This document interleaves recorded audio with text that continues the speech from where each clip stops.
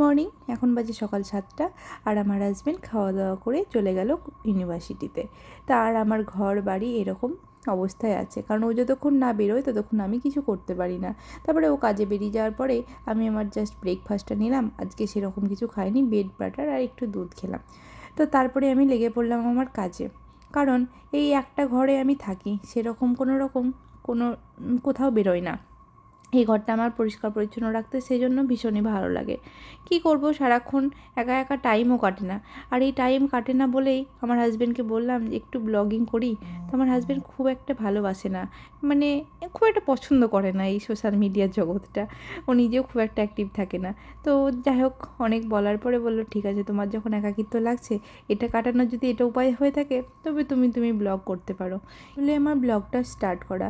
আমি না পারি কোনো এডিটিং করতে, না পারি কিছু। সেখানে আমি একটু একটু করে জাস্ট শিখছি।